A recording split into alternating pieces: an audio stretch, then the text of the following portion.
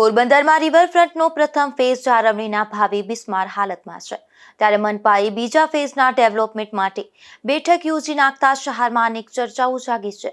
ખાસ કરીને મનપાનું તંત્ર શહેરને વિકાસ તરફ લઈ જઈ રહ્યું છે કે વિનાશ તરફ, તેવા સવાલો ઉઠે છે। એક તરફ પોરબંદરમાં 44 કરોડના ખર્ચે બનેલું અસ્માવતી રિવરફ્રન્ટ તંત્રની જાળવણીના અભાવે બિસ્માર બની ગયું છે અને ઠેર ઠેર વૃક્ષો સુકાઈ ગયા છે અને તિરાડો પડી ગઈ છે, તથા સમગ્ર 2 કિલોમીટરના વિસ્તારની જાળવણી થઈ શકી નહીં હોવાને કારણે પૈસા વેડફાયા છે। ત્યારે હવે મહાનગરપાલિકાના અધિકારીઓને કુબુદ્ધિ સૂજી હોય તેમ રિવરફ્રન્ટ ડેવલપમેન્ટ ફેઝ 2ના નામે સામા કાંઠે નવો રિવરફ્રન્ટ બનાવવા માટે સમીક્ષા બેઠકનું આયોજન ઘડી નાખ્યું હતું। ત્યારે સ્વાભાવિક રીતે પ્રજાના પરસેવાના કમાણીના પૈસા વેડફાઈ રહ્યા હોવાની અનુભૂતિ હવે પોરબંદરવાસીઓ કરી રહ્યા છે। વિગતવાર વાત કરીએ તો અસ્માવતી રિવરફ્રન્ટને વધુ વિકસિત અને વિસ્તૃત બનાવવા માટે મહાનગરપાલિકા દ્વારા રિવરફ્રન્ટ ડેવલપમેન્ટ ફેઝ 2નું આયોજન કરવામાં આવ્યું છે।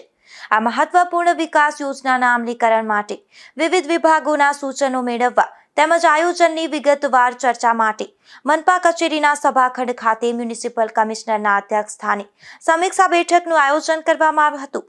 બેઠક દરમિયાન રિવરફ્રન્ટ ફેઝ 2ના નવા ડેવલપમેન્ટ માટે માસ્ટર પ્લાન તૈયાર કરવા જમીન, વીજ પુરવઠા, પાણી પુરવઠા, પર્યાવરણ, વન વિભાગ તથા અન્ય સંલગ્ન મુદ્દાઓ અંગે વિસ્તૃત ચર્ચા કરવામાં આવી હતી। પ્રોજેક્ટને સમયસર અને સુવ્યવસ્થિત રીતે અમલમાં મૂકવા માટે વિવિધ વિભાગો દ્વારા જરૂરી સૂચનો અને વિગતો રજૂ કરવામાં આવી હતી। રિવરફ્રન્ટ વિકાસ પ્રોજેક્ટ શહેરના સૌંદર્યવર્ધન, પર્યાવરણ સંરક્ષણ અને નાગરિકોની સુવિધા વધારવામાં મહત્વપૂર્ણ સાબિત થશે તેવા દાવાઓ કરાયા હતા। ઉલ્લેખનીય છે કે હયાત રિવરફ્રન્ટ જાળવણીના અભાવે બિસ્માર હાલતમાં ફેરવાઈ ગયો છે। અંદરના ભાગે ઠેર ઠેર તોડફોડ નજરે ચડી રહી છે। વૃક્ષો જાળવણીના ભાવે સુકાઈ ગયા છે। કલ્લી જળાશયમાં ગાંડીવેલનું સામ્રાજ્ય છવાઈ ગયું હોવાથી સાંજ પડતા જ અહીં મચ્છરોનો ઉપદ્રવ પણ જોવા મળે છે, જેના લીધે પ્રવાસીઓ અને શહેરીજનો રિવરફ્રન્ટથી દૂર ભાગી રહ્યા છે। ત્યારે પાયાના પ્રશ્નોનું નિરાકરણ કરવાને બદલે આવી બેઠકો યોજતા શહેરમાં પણ ચર્ચાનો વિષય બન્યો છે। એક તરફ શહેરમાં અનેક રસ્તા હજુ બિસ્માર છે, લોકોને પીવાના પાણી જેવી પ્રાથમિક સુવિધા હજુ સુધી અનેક ઘરોમાં પહોંચી નથી, અનેક સ્ટ્રીટ લાઇટ બંધ હાલતમાં છે। ત્યારે આવી સમસ્યાઓના નિરાકરણના બદલે પોતાની અને કોન્ટ્રાક્ટરોને લાભદાયી બેઠકો અધિકારીઓ યોજતા શહેરમાં પણ ટીકાને પાત્ર બન્યા છે। પોરબંદરનું પાલિકામાંથી મહાપાલિકામાં રૂપાંતર થયા બાદ આ તંત્ર પોરબંદરને વિકાસ તરફ લઈ જઈ રહ્યું છે કે વિનાશ તરફ, તેવા સવાલો ઉઠાવી પોરબંદરવાસીઓ જણાવે છે કે પ્રજાના કરોડો રૂપિયા પહેલા રિવરફ્રન્ટમાં ડૂબી ગયા છે, ત્યારે તેની જાળવણીના બદલે અધિકારીઓ હજુ પણ રિવરફ્રન્ટ ફેઝ 2માં પૈસાનું પાણી કરવા માંગતા હોય તેવું લાગી રહ્યું છે। ખરેખર જો વિકાસ કરવો હોય તો કીર્તિ મંદિર અને સુદામા મંદિર જેવા હાલ પ્રવાસન સ્થળોનો વિકાસ થવો જોઈએ, તેનાથી પોરબંદરવાસીઓને પણ કંઈક રોજીરોટી મળી શકે।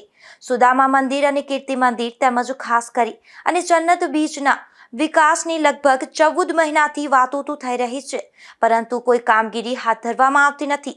ત્યારે લાગતા વળગતા કોન્ટ્રાક્ટરો માટે જ આવા રિવરફ્રન્ટના વિકાસની વાતો તંત્ર કરી રહ્યું હોવાના આક્ષેપ થયા છે।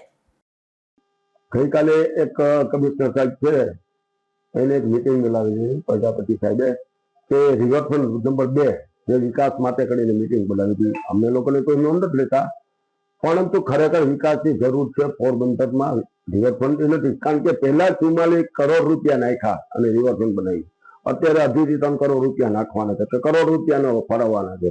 હું તમને એમ કહું છું કે પ્રજાપતિ સાહેબને એટલું જ કહું છું કે તમે એક વખત ત્યાં જઈને બેસો, શું હાલત છે, ગંદકી છે, મચ્છરનો ત્રાસ છે, લોકો બેસી ન શકતા, તમે રાત્રે જાઓ તો કોઈ નહીં હોય।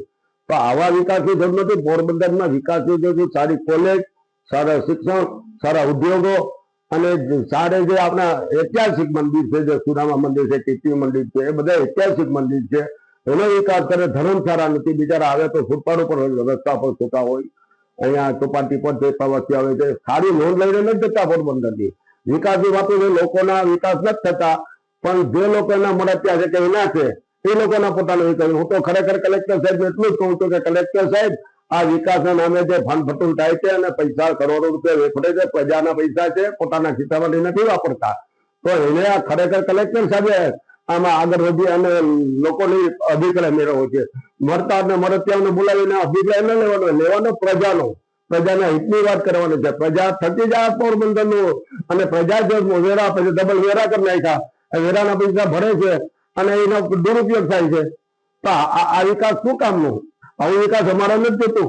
હું જયારે નગરપાલિકા ત્યારે પણ એ વિકાસ ખોટા વિકાસ થતો હતો, ગાર્ડનો બંધારા આ બંધારા ખોટા વિકાસનો હું વિરોધ કરતો હતો. કારણ કે સારું એજ્યુકેશન જોઈએ, સારી નોકરી જોઈએ. ઇન્ડસ્ટ્રીની નોકરી નથી, રોડ રસ્તામાં ખાડા પડેલા છે. અમારા વિસ્તારમાં જે મેં વાત કરી બ્લોકો નીકળી છે, સિમેન્ટના ઠીકરા મારી દીધા છે. આ વિકાસ છે? કરોડ રૂપિયાના ભ્રષ્ટાચારો થાય છે અને આ ભ્રષ્ટાચાર દૂર કરવા માટે કલેક્ટરની મુખ્ય જવાબદારી છે. કલેક્ટરે મેદાનમાં આવવું પડશે અને આ થતા બંધ કરવા પડશે. નગરપાલિકાની ચૂંટણી આવે કે ના આવે અમારે એ મહત્વ નથી. અમારે તો વિકાસ. બે કોલેજોનો વિવાદ ઉભા થયા. એક સાયન્સ કોલેજ વિવાદ ઉભો થયો, સ્વામિનારાયણ સ્કૂલનો વિવાદ ઉભો થયો. આ બધા વિવાદ સ્કૂલના તે પણ બંધ થાય છે. એક જમાનામાં સાયન્સ કોલેજ છે, એના માટે આખા સૌરાષ્ટ્રમાંથી અભ્યાસ કરવા માટે આવતા. એ સાયન્સ કોલેજનો કમિશનર સાથે સુરક્ષાનું ધ્યાન રાખીને સીલ મારી દીધું. તો એ બારમુમાં ભણતા હતા 200 જેટલા વિદ્યાર્થીઓનું છું. અત્યારે 42 વિદ્યાર્થી લાભ ખટાડવા માટે આ વિકાસની વાતો થાય છે ને કરોડ રૂપિયાની ગ્રાન્ટો આવે છે સરકારમાંથી. મારું તો માંગણી એવી છે કે ખરેખર આ વિકાસ બંધ કરી અને લોકોના વિકાસ થાય, સ્કૂલોના વિકાસ થાય. નગરપાલિકા સંચાલિત સ્કૂલો હતી, બધી બંધ થઈ ગઈ. સારી સ્કૂલો નથી. અને બીજા નંબરમાં ગ્રાન્ટો આવે છે તો કોઈ બોર્ડ નથી મારતા. ખરેખર કોલેજોને સરકારી કોલેજોને સ્કૂલોને બધાને ગ્રાન્ટ સરકાર આપે છે. એની જાન્યુઆરી જ્યારથી કમિશનર સાહેબ આવ્યા ત્યારથી પોરબંદરના બીચનું અને આ બીચ છે બોમ્બે જેટલું બોમ્બે જેવું સરસ બીચ થાય છે, પણ ત્યાં ભ્રષ્ટાચાર 1.5 કરોડ રૂપિયા ગેટ બનાવે છે. હજી 1.5 કરોડ રૂપિયા એ ગેટના. અને વિકાસની વાતો છે, ચોપાટીની હાલત જો તમે આ અગાઉ કરી ગયા. કમિશનર સાથે કઈ નથી કર્યું. એ ભ્રષ્ટાચારી કરવાના છે. અત્યારે 1.5 લાખનો ગેટ છે ત્યારથી બંધ પડ્યો છે. તમે જો ને પેલાનું બાંધકામ કરેલો લેખજો. એટલે આ વાતો વિકાસની વાતો ખોટી છે. ભ્રષ્ટાચારને અને એના બધાના ખિસ્સા ભરવાના છે. હું ખુલ્લો આક્ષેપ કરું કે મરતિયાઓના ખિસ્સા ભરવા માટે કરીને આ બધે યુદ્ધ ઉઠાય છે. ખરેખર વિકાસ કરવો હોય તો પોરબંદરની પ્રજા પોરબંદરમાં કોઈ પણ પ્રવાસની સારી નોંધ લઈને જાય. ગાંધી બાપુની, સુદામાપુરીની અને ચોપાટી પોરબંદર ગુજરાતની પહેલા નંબરની ચોપાટી હતી, એને અત્યારે ખંડેરજી બનાવી નાખી છે આ લોકોએ. તો આના માટે કરીને નોંધ લેવી જોઈએ. કલેક્ટર સાહેબને ફરી વિનંતી કરું છું કે કલેક્ટર સાહેબ આ બંધ કરાવો, આ પ્રતિબંધ મૂકો કમિશનર ઉપર. અને જો એને 2 મહિના વધા થઈને તાત્કાલિક સસ્પેન્ડ કરીને બદલી કરાવો. એની 2 મહિના વધારા રિટાયર થઈ ગયા છે. શા માટે ભાઈ? ભ્રષ્ટાચાર કરવા માટે. એને ઘર ભેગા કરજો. હવે તમારી જરૂર નથી. અમારે પોરબંદરના વિકાસ માટે તમારી જરૂર નથી. એટલું કહીને હું છું. પોરબંદરમાં વિકાસના બણગા ફૂંકનાર તંત્ર અને અધિકારીઓ પોરબંદર શહેરને લાભ થાય તેવા વિકાસને બદલે પોતાના લાગતા વળગતા કોન્ટ્રાક્ટરોને લાભાર્થી વિકાસ માટેના પૈસાનું પાણી કરી રહ્યા હોય તેવી અનુભૂતિ પોરબંદરવાસીઓ કરી રહ્યા છે. નિપુલ પોપટ સાથે અશોક થાનકી, ગુજરાત ન્યૂઝ, પોરબંદર.